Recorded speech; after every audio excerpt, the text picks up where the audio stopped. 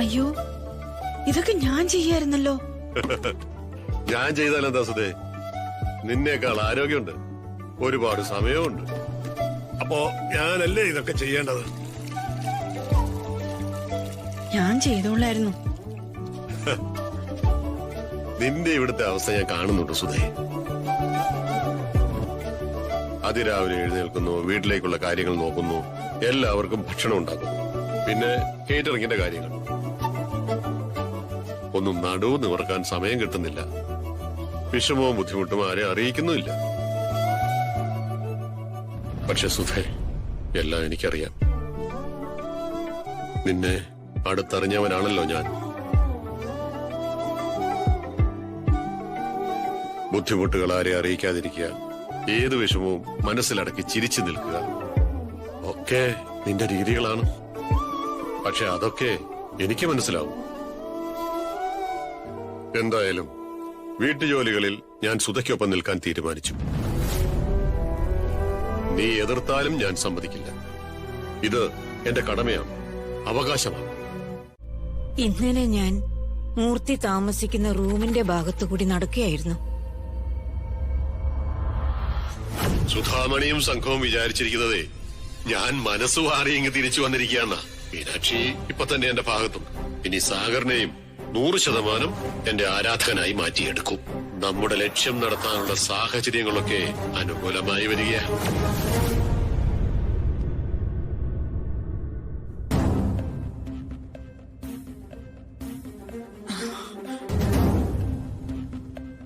ഏയ് ഇല്ലമ്മേ, അമ്മയ്ക്ക് തോന്നിയതാകും.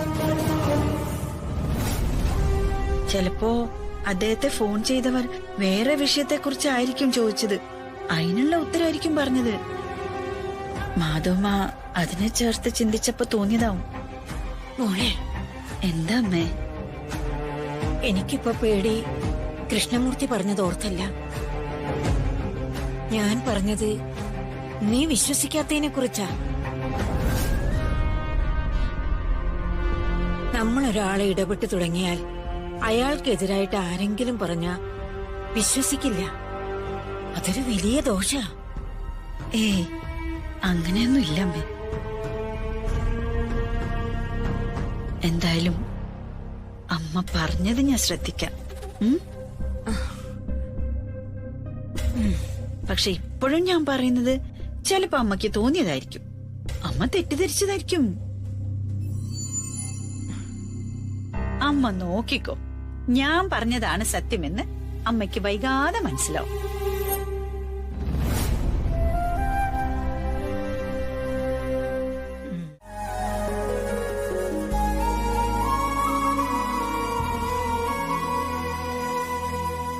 ബാലു, എന്താ? അല്ല, കല്യാണം കഴിഞ്ഞ് കുറച്ചു ദിവസം കഴിയുമ്പോ സാധാരണ ചോദിക്കുന്ന ഒരു ചോദ്യമുണ്ട്. എന്ത് ചോദ്യം? വിശേഷമൊന്നും ആയില്ലേന്ന്. വിശേഷമൊക്കെ ഉണ്ടാവും. എന്തിനാണോ വെച്ച് താമസിപ്പിക്കുന്നത്? ഒന്ന് പെട്ടെന്നാക്കടോ. ആദ്യം ഒന്ന് സെറ്റിൽ ആയിക്കോട്ടെ. ഓ, പിന്നെ ഇട്ടുമൂടാനുള്ള കാശുണ്ട് അപർണയുടെ വീട്ടില്. പിന്നെ ഒറ്റ മോളും. അപർണ ഇപ്പൊ CEO. നിങ്ങൾക്ക് രണ്ടുപേർക്കും കൂടി തന്നെ എത്രയുണ്ട് ശമ്പളം? ഓരോന്നിനും അതിന്റേതായ സമയമുണ്ട് ദാസ. വിശേഷം ഉണ്ടാവുമ്പോ അത് കൃത്യമായിട്ട് എല്ലാവരും അറിയിക്കും. പോരെ? മതിയേ. ഇപ്പൊ നിങ്ങള് ജോലി ചെയ്യും മക്കളെ.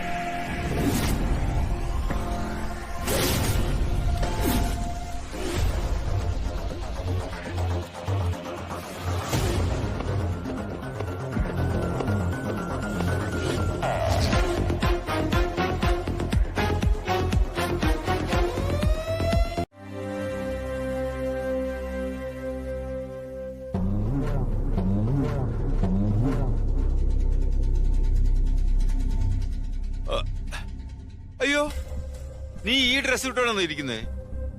ഓ അയ്യോ, ഇന്നത്തെ കിടാൻ പുതിയ ഡ്രസ് ഞാൻ വാങ്ങിച്ചല്ലേ? പോയിട്ടിട്ട് വാ, ചെല്ല്. ശ്യാമളെ, ഓ ശ്യാമളെ ഇങ്ങോട്ട് വന്നേ. എത്ര പറഞ്ഞാലും നിനക്ക് മനസ്സിലാകത്ത എന്താ? കഷ്ടം തന്നെ. ഇത് കണ്ടോ, ഇവിടെ കോലം കണ്ടോ? അവരെത്താറായി. പോയി റെഡിയാകാൻ പറ. ചെല്ല്, നീ പിടിച്ചോണ്ട് പോയി ഡ്രസ് മാറ്റി കൊണ്ടുവാ. എനിക്ക് ഈ ഡ്രസ് മതി. ഒറ്റ തൊഴി ഞാൻ വെച്ചേരും കേട്ടോ. ദേ, ഞാൻ പറയുന്നത് കേട്ടോണം. നിനക്ക് വേണ്ടിട്ടല്ല ഈ കല്യാണം, എനിക്ക് വേണ്ടിട്ടാ. ദേ, പിന്നൊരു കാര്യം, അവര് വരുമ്പോൾ എന്തെങ്കിലും ഇഷ്ടക്കേട് പറഞ്ഞാൽ പിന്നിവിടെ നടക്കാൻ പോകുന്ന എന്തൊക്കെയാണെന്നേ കൊണ്ടറിഞ്ഞോണം.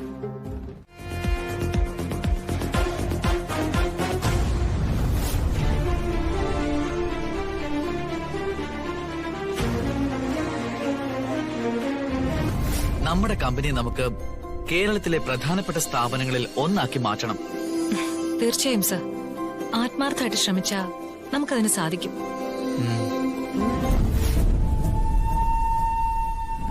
ഓക്കെ, എല്ലാം ഞാൻ പ്ലാൻ ചെയ്ത പോലെ തന്നെയാ നടക്കുന്നത്. അല്ല സർ, എന്താ ആലോചിക്കുന്നത്? ബാലുവിനെ നമുക്ക് ഒരു ഹയർ പോസ്റ്റിലേക്ക് കൊണ്ടുവരണം. Thank you sir.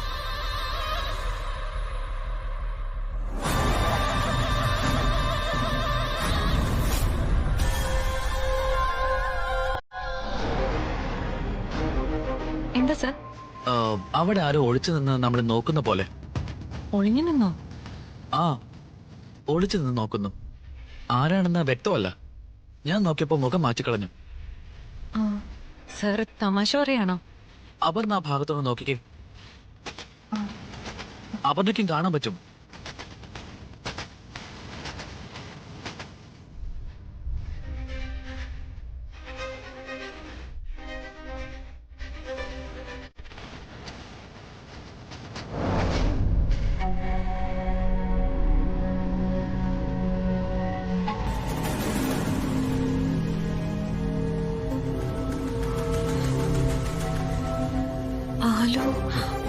ബാലുവോ?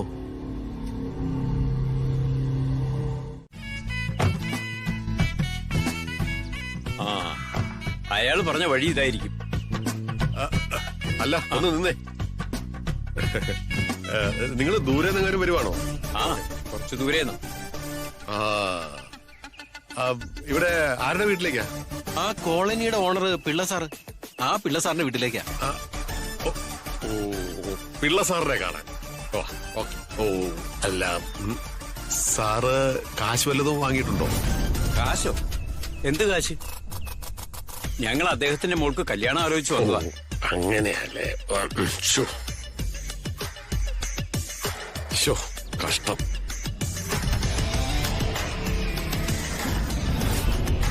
എന്തു പറ്റി? ഒന്നുമില്ല. നിങ്ങൾ ചെല്ലേ. പിള്ള സാറ് നല്ല ആളാ, ബെസ്റ്റ്.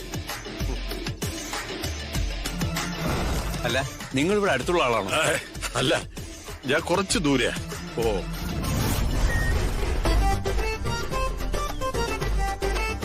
പിള്ളയോ? ഒന്ന് പതുക്കെ പറയടാ. ഒന്നുമില്ല കേട്ടോ, ഇവരിങ്ങനെയാ, ചുമ്മാ ഇങ്ങനെ വളവളാന്ന് പറഞ്ഞുകൊണ്ടിരിക്കും. അല്ല, പിള്ള സാറ് കാരണം നാട്ടുകാർക്കൊക്കെ ബുദ്ധിമുട്ടായെന്ന് പറഞ്ഞു. അതെന്താ? പിള്ള സാറോ? എന്റെ മാമ കുറുക്കം പിള്ള എന്ന നാട്ടുകാർ വിളിക്കുന്നേ. ആ കോളനി ജപ്തി ചെയ്യാൻ വെച്ചിക്കല്ലേ? അനുവാദം ഇല്ലാതെ പൈപ്പ് ലൈൻ ഇട്ടേന് കുടിവെള്ളം കട്ട് ചെയ്യാ. അങ്ങോട്ടുള്ള റോഡും അടയ്ക്കും ഇപ്പൊ. ആ മോളെ ഏതോ പാവത്തിന്റെ തലയെ കെട്ടി വെച്ചിട്ട് പിള്ളയും വീട്ടുകാരും നാട്ടിൽ നിന്ന് മുങ്ങാൻ നിൽക്കുക. ഒന്നും മിണ്ടാതിരിക്കടാ. അവരാ പിള്ള സാറിന്റെ മോളെ കല്യാണമല്ലോ എനിക്ക് വന്നാ.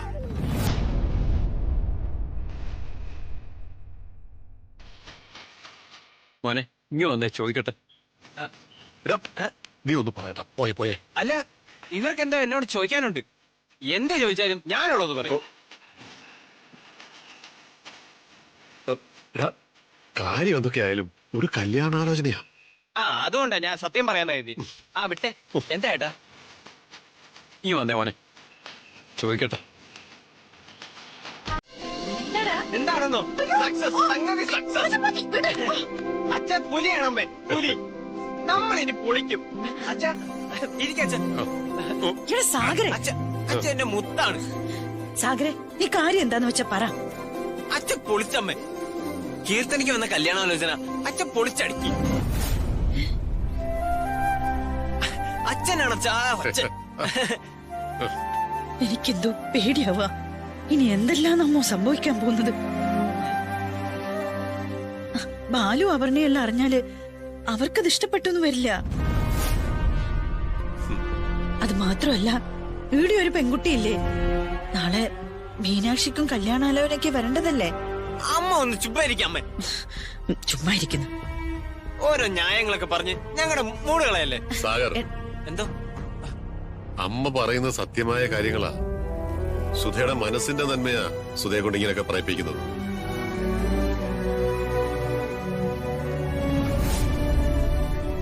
നമ്മൾ കാണിച്ചത് പൂർണ്ണമായിട്ടും ശരിയല്ല.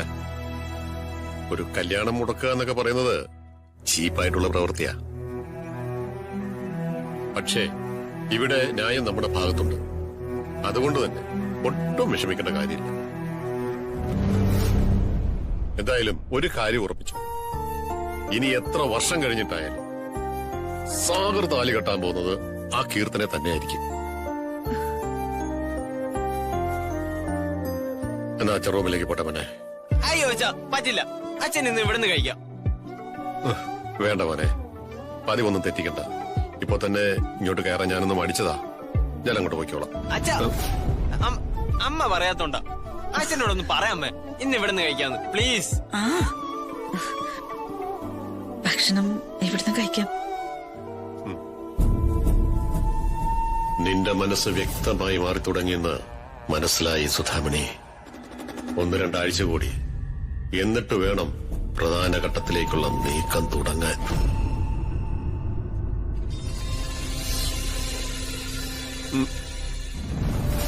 ഞാൻ റൂമിലേക്ക് പോവാം. ഭക്ഷണം റൂമിൽ കഴിക്കാൻ മോനെ. ശരി അച്ഛാ. ശരി. അച്ഛ ഒരേ പൊളിയമ്മ, സൂപ്പർ.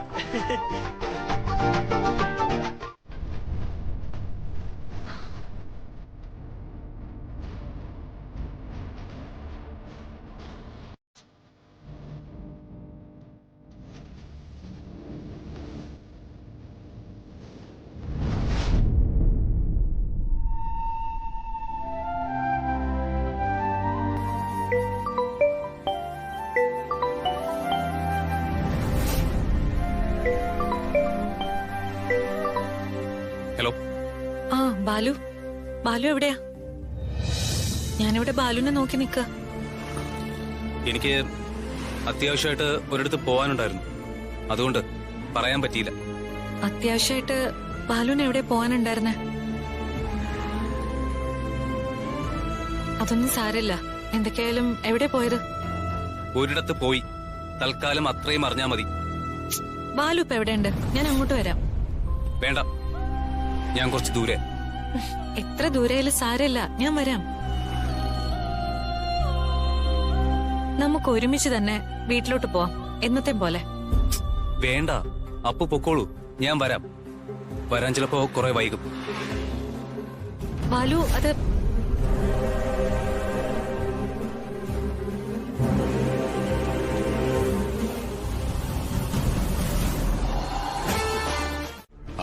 അതിപ്പോ എന്റെ മോനു വേണ്ടിയുള്ള കൊട്ടേഷൻ ആകുമ്പോ അത് ഏറ്റെടുക്കാതിരിക്കാൻ പറ്റില്ലല്ലോ. മോന് വേണ്ടിയുള്ള കൊട്ടേഷനോ? ആ, സാഗറിന് വേണ്ടിയിട്ട് ഞാനൊരു കല്യാണം കലക്കി.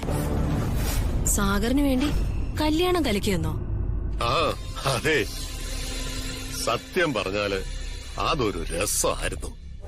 ആ പിന്നൊരു കാര്യം, ഇനി ഞാൻ അവനോട് അവന്റെ തല തരാൻ പറഞ്ഞാല് പൂർണ്ണ സമ്മതത്തോടെ അവൻ തലയറുത്ത് കയ്യിൽ തരും.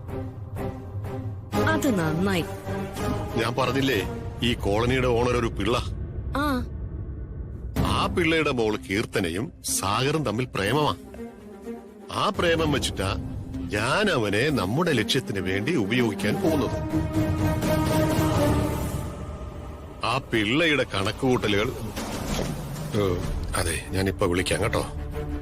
ഓ, പിള്ള വന്നിട്ടുണ്ടല്ലേ? ശരി, എന്നാ പിന്നെ വിളിച്ചാ മതി. ആ, ഓക്കെ. അയ്യോ, വന്നത് എന്തിനാണെന്നറിയോ? എന്തിനാച്ചാ?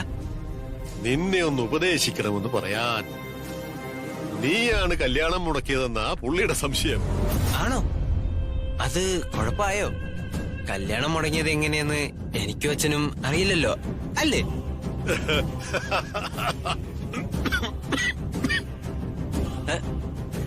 അയ്യോ അച്ഛാ, അച്ഛൻ ചുമക്കുന്നുണ്ടല്ലോ, എന്തു പറ്റി? ഒന്നുമില്ല മോൻ, ഒന്നുമില്ല, പേടിക്കണ്ട. കാര്യം പറ അച്ഛാ, ഞാൻ അങ്ങോട്ട് വരണോ? ഒന്നും വേണ്ട, ഒന്നും വേണ്ട. ചില അസുഖങ്ങളൊക്കെ ഉണ്ടേ. നിങ്ങളെയൊക്കെ ഇനി എത്ര കാലം കാണാൻ പറ്റുമെന്ന് അറിയില്ല. ദേഹച്ച അങ്ങനെയൊന്നും പറയല്ലേ, ഞാൻ അങ്ങോട്ട് വരാം. വേണ്ട വേണ്ട വേണ്ട മോനെ, മോൻ വിഷമിക്കണ്ട. നമുക്ക് നാളെ സംസാരിക്കാം, ഓക്കെ? ശരി.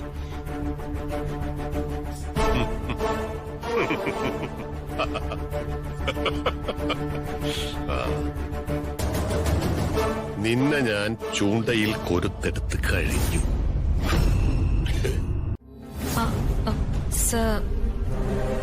കിരൺ സാറ് പറയുന്നത് സത്യമാ. ബാലുവിന്റെ അച്ഛൻ ഒരു കിളി പോയ കേസാ, എന്ന് വെച്ചാ വട്ട്. അതിന്റെ ഒരു അംശം.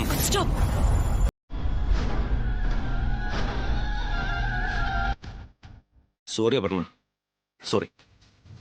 ഞാനൊരു നിമിഷം അപർണയുടെ ഭർത്താവാണ് ബാലു എന്ന കാര്യം ഓർത്തില്ല. അപർണ ചെന്നോളൂ, ചെന്ന് റെസ്റ്റ് എടുത്തോളൂ. ബാലുവിന്റെ വർക്ക് നമുക്ക് മറ്റാരെങ്കിലും കൊണ്ട് ചെയ്യിക്കാം. അപർണ ചെന്നൊന്ന് വിശ്രമിക്കേ. Take rest.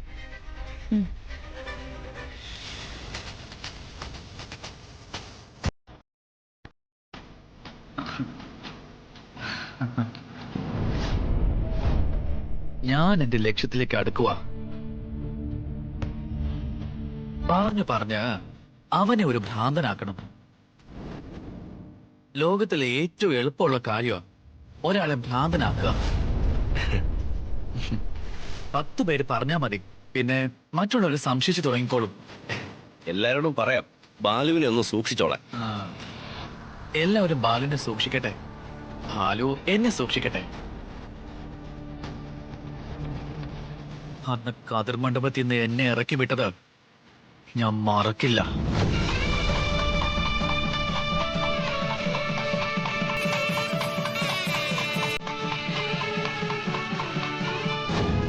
ഈ ജയം താൽക്കാലികോ, അവസാന ജയം എനിക്കായിരിക്കും. നീ നോക്കിക്കോ.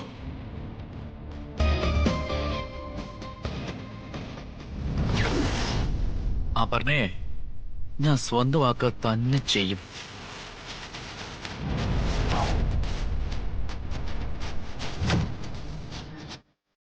എനിക്ക് പറയാനുള്ളത് ഞാൻ കിരണിനോട് പറയുന്നുണ്ട്.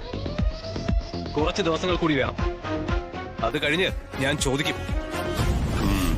കിരൺ കൊള്ളാം. ബാലു, ഇന്നത്തെ സംഭവം എന്താ? അത് പറ. എന്റെ ദേഹത്ത് തൊട്ടുപോലും.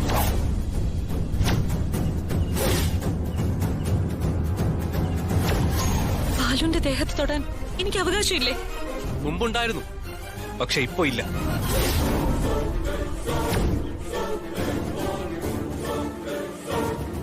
ഇന്നു മുതലില്ല. ബാലു,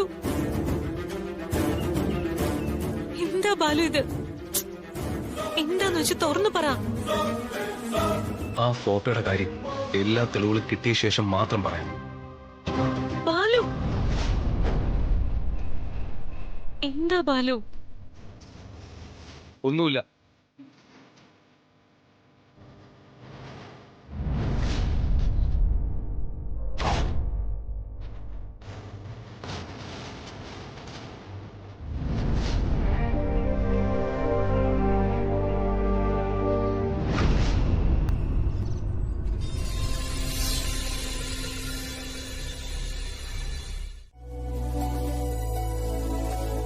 എന്നെ അംഗീകരിച്ചതിന്, എനിക്ക് വീണ്ടും ഒരു ജീവിതം തന്നതിന് എല്ലാവരോടും നന്ദി. പ്രത്യേകിച്ചും എന്റെ സുധയോട്. കേക്ക് മുറിക്കച്ച.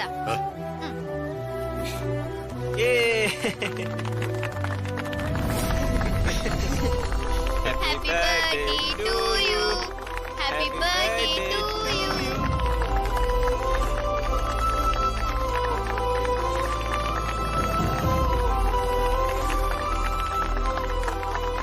അച്ഛാ, അച്ഛന്റെ ഇളയ മോള് ഞാനാ. അപ്പൊ ആദ്യത്തെ പീസ് എനിക്ക് വേണം. അച്ഛൻ അറിയാം ആർക്കാ ആദ്യം കൊടുക്കേണ്ടതെന്ന്. നിങ്ങളെല്ലാം എന്റെ ജീവന്റെ ജീവൻ തന്നെയാ.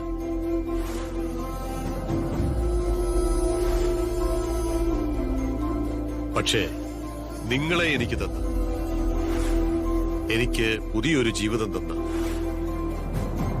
ആ ആളിനാ ഞാൻ ആദ്യത്തെ കഷ്ണം കൊടുക്കുന്നത്. എന്റെ പ്രിയപ്പെട്ട ഭാര്യയ്ക്ക്, എന്റെ സുധാമണിക്ക്.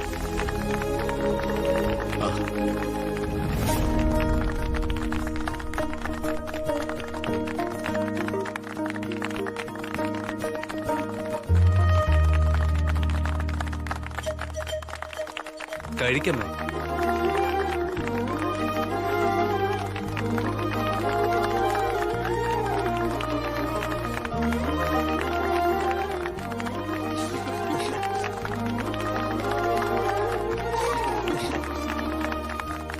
ഇനി അമ്മ കൊടുക്ക്.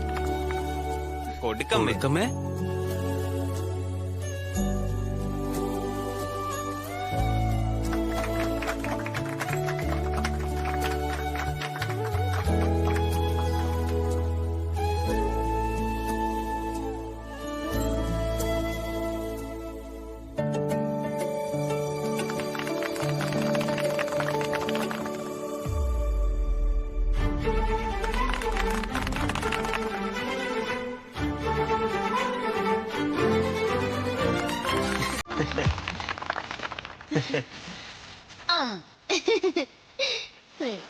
അല്ല, ആഭരണം മോൾക്ക് കൊടുത്തിട്ടില്ല.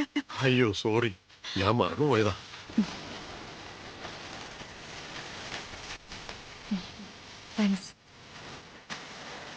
കഴിച്ചോളൂ. അച്ഛാ, ആ കയ്യൊന്ന് നീട്ടിയേ. എന്താടാ? ആ കയ്യൊന്ന് നീട്ടച്ചാ. ഹാപ്പി ബർത്ത്ഡേ മോളെ.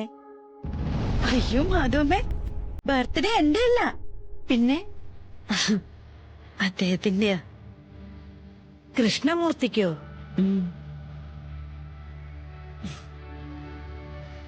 പിള്ളേരാ കേക്കൊക്കെ വാങ്ങിയേ. അദ്ദേഹത്തിനും വലിയ സന്തോഷായി. അദ്ദേഹത്തിന് സന്തോഷമായി. സുധാമണിക്കോ? സുധാമണിക്ക് സന്തോഷമായി. വീട്ടിലെല്ലാരും ഒരാഘോഷത്തിന്റെ മേളത്തിലായിരുന്നു. കേക്ക് ഒരുക്കലും അലങ്കരിക്കലും അങ്ങനെ അങ്ങനെ. ഞാൻ ചോദിച്ചതിന് ഉത്തരം പറ സുധാമണി. കൃഷ്ണമൂർത്തിയുടെ ബർത്ത്ഡേ ആഘോഷിച്ചത് സുധാമണിക്ക് സന്തോഷായോ?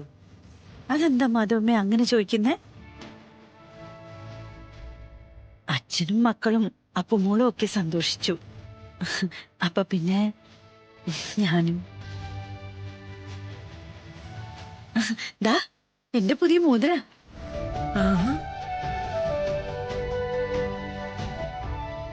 ഇത് കൃഷ്ണമൂർത്തി ഇട്ട് തന്നതാണോ? മാധവമ്മക്ക് എങ്ങനെ മനസ്സിലായേ? സുധാമണിയുടെ സന്തോഷമൊക്കെ കൂടി കാണുമ്പോ അത് മനസ്സിലാക്കാൻ പ്രയാസമില്ല. സാഗർ അദ്ദേഹത്തിന് കൊടുത്ത സമ്മാനമാ. അദ്ദേഹം അത് എനിക്ക് തന്നു. അപ്പോ സുധാമണി ആകെ സന്തോഷത്തിലാണല്ലേ? എനിക്ക് മനസ്സിലായി. സുധാമണിയുടെ മനസ്സ് മൂർത്തിയിലേക്ക് വീണു കഴിഞ്ഞു. മാധവമ്മ അന്ന് പറഞ്ഞത് ഇല്ല, ഞാനൊന്നും പറഞ്ഞിട്ടില്ല. മോള് സന്തോഷിച്ചോ? ഇനി ഞാനായിട്ട് മോളുടെ സന്തോഷം കെടുത്തുന്നില്ല. മാധവമ്മ എന്താ അങ്ങനെ പറയുന്നേ? ഏയ് ഒന്നുമില്ല, മോളുടെ സന്തോഷം ഇല്ലാതാക്കണ്ട.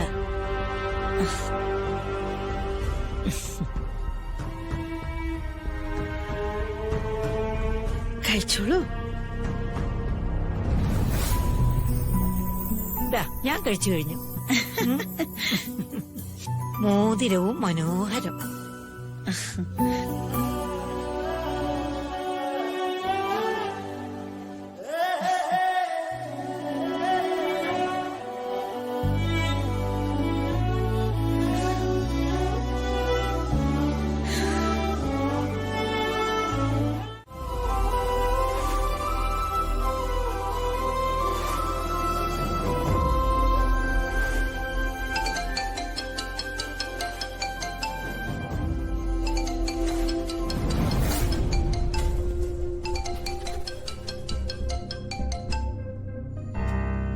ഹലോ മീനാക്ഷി, എന്താ? ഒന്നുമില്ല. ഒന്നുമില്ലാതെയാണോ ഈ രാത്രിയിൽ വിളിച്ചത്? കാര്യം എന്താ?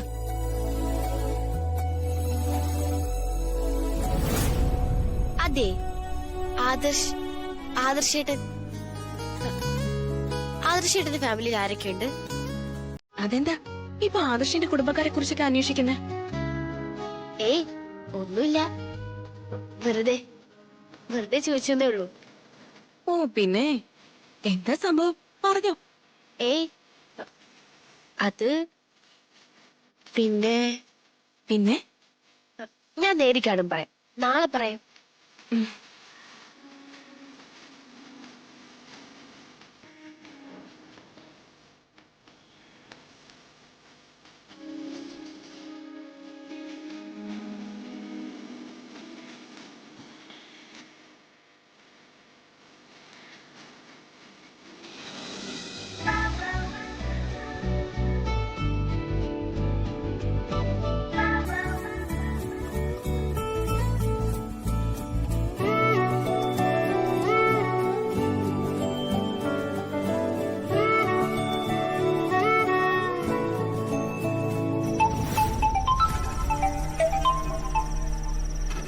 എന്താടി രാത്രിയില്? ഒരു സന്തോഷ വാർത്ത പറയാനാടാ മച്ചാനെ. കാര്യം പറ. പറയുന്ന കാര്യം ഇഷ്ടപ്പെടുകയാണെങ്കിൽ നീ ചെലവ് ചെയ്യണം. അതൊക്കെ ചെയ്യാം, നീ കാര്യം പറ. ലവള് വിളിച്ചു. ലവളോ? മീനാക്ഷി കുട്ടി. അവള് നിന്നെ വിളിച്ചു? അതിന്? എടാ കുറുക്ക, നിന്നെ വിളിക്കേണ്ട വിളിയാ അവള് എന്നെ വിളിച്ചത്. അവളെന്താ പറഞ്ഞു? അവള് പറഞ്ഞതെല്ലാം കൂടി ഒറ്റ വരിയില് ഞാൻ പറയാം. അവള് നിന്റെ വലയിലായി. കാര്യങ്ങള് നീ പ്ലാൻ ചെയ്യുന്ന രീതിയില് ഏതാണ്ട് വന്നു കഴിഞ്ഞു. എത്രയും പെട്ടെന്ന് ട്രിപ്പിന്റെ കാര്യം അവതരിപ്പിക്കും. ഒരു പരിസ്ഥിതി ക്യാമ്പ് എന്ന് പറഞ്ഞ് അവതരിപ്പിക്കാം. ആ ക്യാമ്പിൽ വന്നു കഴിഞ്ഞാൽ പിന്നെ അവള് തിരിച്ചിങ്ങോട്ട് വരില്ല.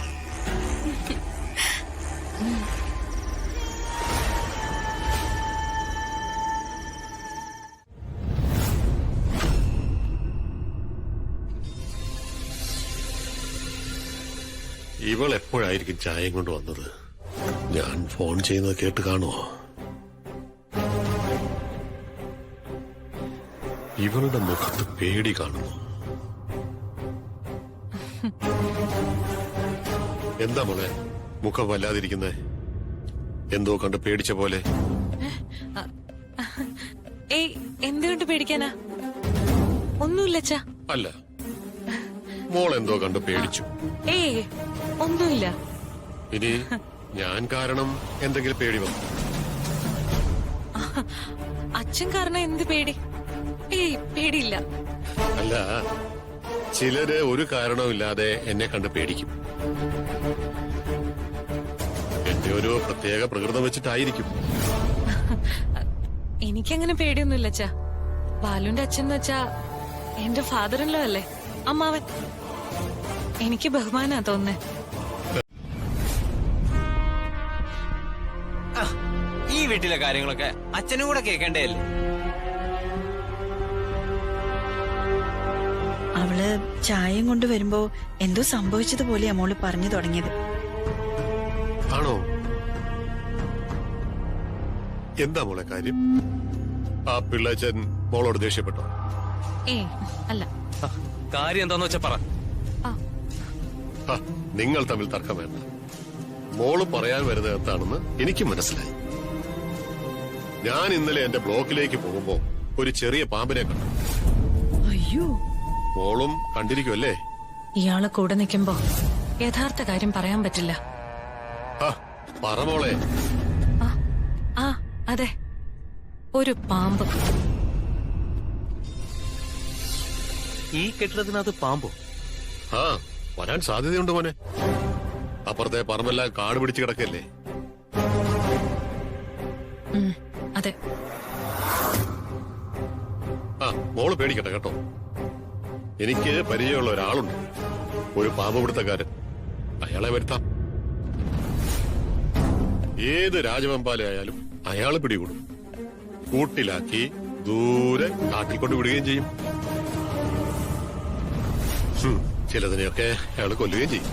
അയ്യോ, കൊല്ലൊന്നും വേണ്ട. എല്ലാ ജീവജാലങ്ങളും പാവങ്ങളാ. വിഷമുള്ളതിനെയൊക്കെ അതിന്റെ രീതിയിൽ കൈകാര്യം ചെയ്യുക തന്നെ വേണം. എന്തായാലും എല്ലാരും ഒന്ന് സൂക്ഷിക്കുന്നത് നല്ലതാ. അതെ, മോള് പറയുന്നത് നേരാ. ഒരു ശ്രദ്ധ വേണം. എന്റെ കാര്യം പറയുകയാണെങ്കിൽ എനിക്കൊരു പാമ്പിനെ പേടിയില്ല. ഏത് രീതിയിലുള്ള പാമ്പിനെ ആയാലും അതിനെ എങ്ങനെയൊക്കെ കൈകാര്യം ചെയ്യണമെന്ന് എനിക്ക് കൃത്യമായിട്ടറിയാം. അച്ഛാ മതി, രാവിലെ തന്നെ ഈ വിഷയം സംസാരിക്കണ്ട. അതെ അതെ. അല്ല മോനെ, നിങ്ങൾക്ക് ഓഫീസിൽ പോണ്ടേ? നിങ്ങൾക്കാർക്കോ സ്കൂളിൽ പോണ്ടേ? പോണം. ചെല്ല്. എല്ലാരും കൂടെ സംസാരിച്ചിരുന്നാലേ സമയം പോകുന്ന അറിയില്ല. ഞാൻ റെഡി ആവാൻ പോണേ അച്ഛാ. അച്ഛാ പോയിക്കളയല്ലേ ഇരിക്കണേ. അച്ഛാ പോട്ടെ. മോളെ ചെല്ല്, റെഡിയാവും. അതെ, കാര്യം എന്താന്ന് വെച്ചാ പറയണം. എന്നും സുധയോ മീനാക്ഷിയോ സാഗറോ ഒക്കെ ആണല്ലോ എനിക്ക് ചായയും കാപ്പിയൊക്കെ കൊണ്ടുവരുന്നത്. ഇന്നെന്തിനാ അപർണ കൊണ്ടുവന്നേ? ഇതെന്താ പരസ്പര ബന്ധമില്ലാത്ത രീതിയിൽ കാര്യങ്ങൾ പറയുന്നത്? ആര് പറഞ്ഞു ബന്ധമില്ലെന്ന്? ബന്ധമുണ്ട് മോനെ. അപർണ മോൾ എനിക്കിന്ന് ചായ കൊണ്ടുവന്നത് അവൾക്ക് സൗകര്യമായിട്ട് ഫോൺ ചെയ്യാൻ വേണ്ടിയാ. എന്താ? അതെ, ഈ കിരൺ എന്ന് പറയുന്ന ആൾക്ക് ഫോൺ ചെയ്യാൻ വേണ്ടിയാ അപർണ മോൾ ഇന്ന് എനിക്ക് ചായയും കൊണ്ടുവന്നു.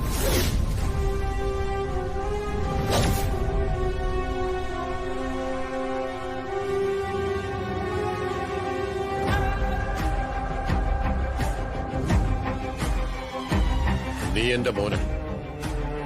നിന്നെ ബാധിക്കുന്ന കാര്യങ്ങൾ എന്നെയും ബാധിക്കുന്നതാ. അതുകൊണ്ടാ ഈ കാര്യങ്ങൾ മോനോട് ഞാൻ തുറന്നു പറയുന്നു. സത്യത്തിൽ മറ്റൊരാളുടെ ഫോൺ ചെയ്യൽ നമ്മൾ ശ്രദ്ധിക്കാൻ പാടില്ല. പക്ഷേ ഇന്നെനിക്കെന്തോ ഒരു ഉൾവിളി, ഒരു കുഴപ്പം ഫീൽ ചെയ്തു. എന്ത് കുഴപ്പം? അച്ഛാ ചായ കുടിക്കെന്നും പറഞ്ഞ് മോള് ഫോണും എടുത്ത് ഒരു ഭാഗത്തേക്ക് മാറി. ഫോൺ എടുക്കുന്നത് കണ്ട് ഞാൻ ശ്രദ്ധിച്ചപ്പോ ഹായ് കിരൺ എവിടെയാ എന്ന് ചോദിക്കുന്നതാ കേട്ടത്. കിരൺ സാറിനാണല്ലോ MD അവൾ വിളിക്കുന്നത്. അതെനിക്കറിയില്ല. ഞാൻ കേട്ടത് കിരൺ എന്ന് വിളിക്കുന്നത്. എന്റെ മോള് അയർലൻഡിൽ തന്നെ പഠിക്കണം.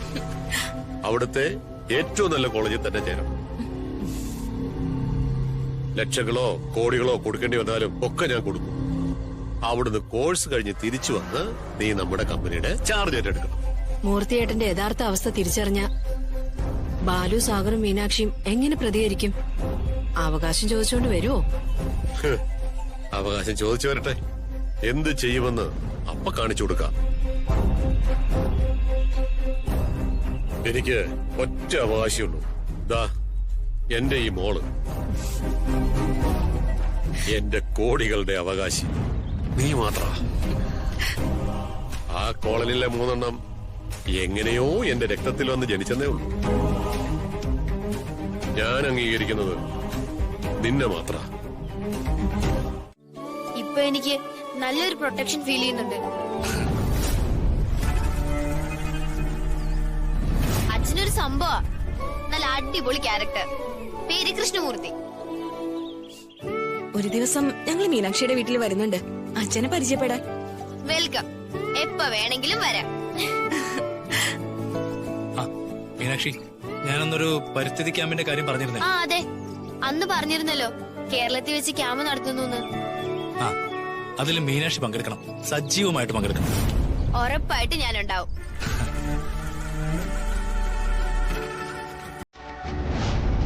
അന്ന് കർണാടകയിൽ ആദർശിടം പോയപ്പോ കൂടെ വരണമെന്നുണ്ടായിരുന്നു.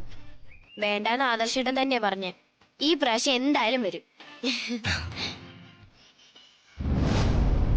എങ്കില് വീട്ടിൽ അനുവാദം വാങ്ങിച്ചോളൂ. ക്യാമ്പ് പെട്ടെന്ന് തന്നെ ഉണ്ടാവും.